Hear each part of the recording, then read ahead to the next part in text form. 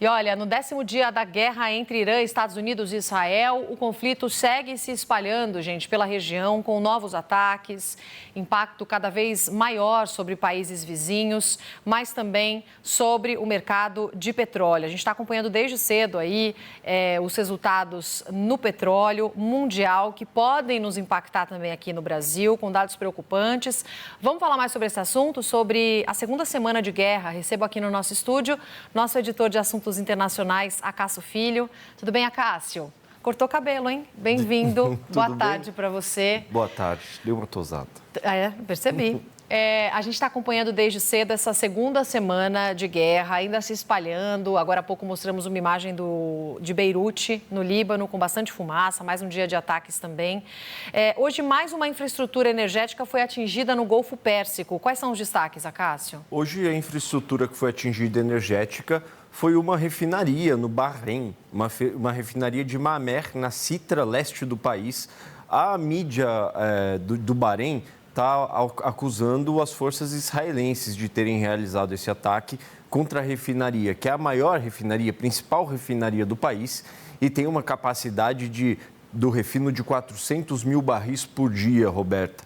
Depois desse ataque na refinaria do Bahrein, ela declarou o mecanismo legal e que ela não é mais obrigada a fazer as entregas comerciais por conta de um motivo de força maior, que nesse caso seria o ataque, um vasto incêndio. Então, mais uma infraestrutura energética que vai ajudar a aumentar a tensão lá na região, né, Roberto? Sem dúvida, Cássio. A gente falava agora há pouco sobre o preço do barril de petróleo. Continua subindo, pode nos impactar por aqui. O que temos, hein, também de reações das bolsas mundiais? Pois é, até por conta desses ataques contra as infraestruturas energéticas, os países responsáveis por fazer refino e extração de petróleo, e também por conta do fechamento de Hormuz, hoje o barril do petróleo ultrapassou os $100, valor que não era visto há 4 anos, desde 2022, quando começou a guerra. Na época, a última vez que ultrapassou os $100, quando começou a guerra entre Rússia e Ucrânia, e agora volta a bater esse valor, que é considerado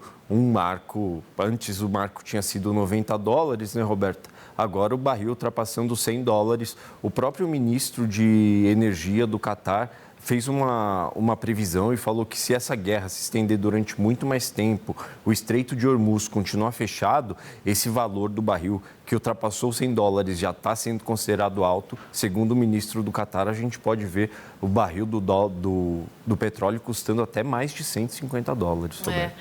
A gente está falando aí do petróleo disparando quase 30%, chegando ao maior preço desde 2022, só para a gente ter uma ideia. E aí as bolsas caindo ao redor do planeta. A gente está acompanhando desde o começo dessa segunda-feira, abrindo a semana, abrindo os mercados. Dólar também abriu em alta, viu, gente, em meio a esse conflito. E a gente vai acompanhar como é que vai fechar nessa segunda-feira, moeda se valorizando no exterior em meio a essa aversão global ao risco, como a gente sempre fala. Então, a gente vai acompanhar como é que vai ficar essa situação. A gente teve o anúncio do novo líder supremo, filho de Ali Khamenei.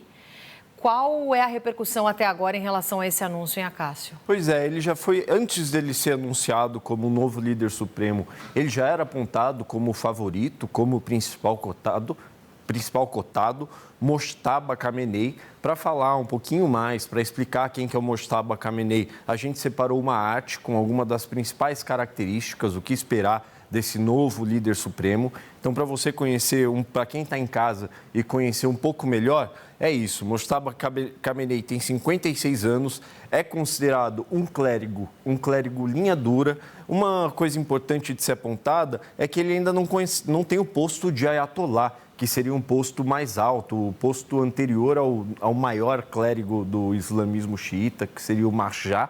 Ele ainda é um posto abaixo de Ayatollah. Como a Roberta falou, ele é o filho do líder supremo anterior, filho de Ali Khamenei. Foi formado nos seminários de Qom, que é o principal seminário, a principal rede de seminários do islamismo xiita lá do Irã.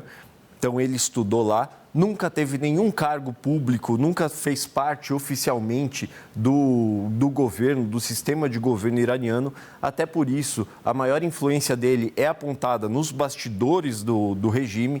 Também tem uma influência muito forte com a Guarda Revolucionária, que é a instituição militar responsável por fazer a proteção do regime do Islã. Tem uma baixíssima exposição pública, ele não é uma pessoa que dá muitas declarações, não é uma pessoa que é muito vista, muito filmado em eventos, e também foi veterano da guerra do Irã-Iraque, lembrando que foi a guerra que durou 8 anos, um ano depois da Revolução Islâmica, em 79, de 80 a 88, Irã e Iraque entraram em guerra e ele atuou nessa guerra, o que torna ele, dá uma vasta experiência militar para ele também, Roberto. Sem dúvida. E só para atualizar, a gente falou que o dólar abriu em alta, né? E neste momento foi para o movimento contrário, está caindo 0,68%, valendo R$ 5,20. Vamos seguir falando sobre essa segunda semana de guerra, indo direto a Genebra, na Suíça, colocar na roda também nosso analista de assuntos internacionais, Renato Machado. Renato, boa tarde para você por aí.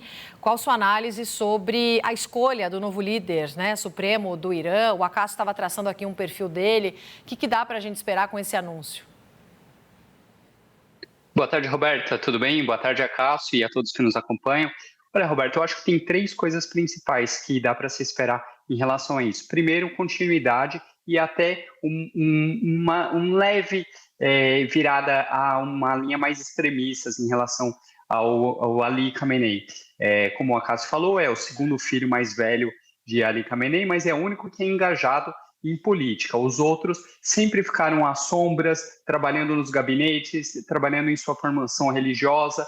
O Mojtaba não. O Mojtaba tem uma formação religiosa, ele não chegou ao ranking máximo, né, ao que se chama de marja, mas isso já não é mais preciso para se tornar o líder supremo do Irã, desde que seu pai, né? O seu pai também não tinha e a Constituição foi alterada justamente para que ele pudesse ascender esse ranking. Então, primeiro de tudo, uma continuidade em relação à linha dura que estava acontecendo, a repressão dos protestos, em relação à relação com os países da região e também com as grandes potências e até um pouquinho de radicalidade.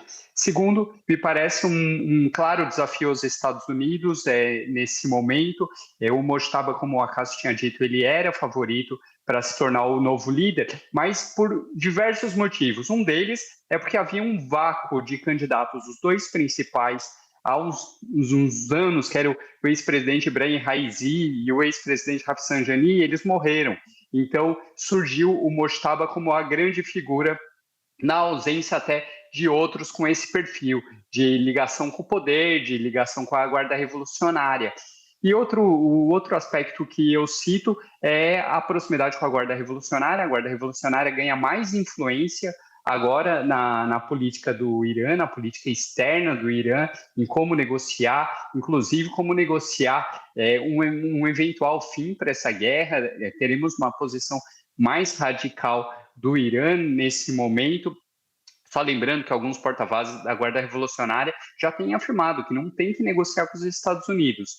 Então, eu acho que esse é um pouco o prospecto e o principal, continuidade da guerra. Continuidade da guerra por causa de todos esses fatores que eu mencionei anteriormente. Mojtaba teve o pai morto nos ataques dos Estados Unidos, teve a mãe, teve a mulher e ele próprio é um sobrevivente. Vale lembrar que Ali Khamenei também sobreviveu a um atentado, no caso dele um atentado terrorista e não um ataque de uma outra potência. Então isso tudo ajuda a formar essa ideia de resistência em relação à pressão externa.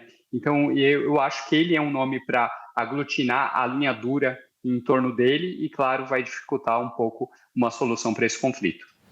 Tá certo. Renato, obrigada pela sua participação. Acácio, obrigada também. Vocês voltam a qualquer momento aqui falando dos conflitos no Oriente Médio na nossa programação.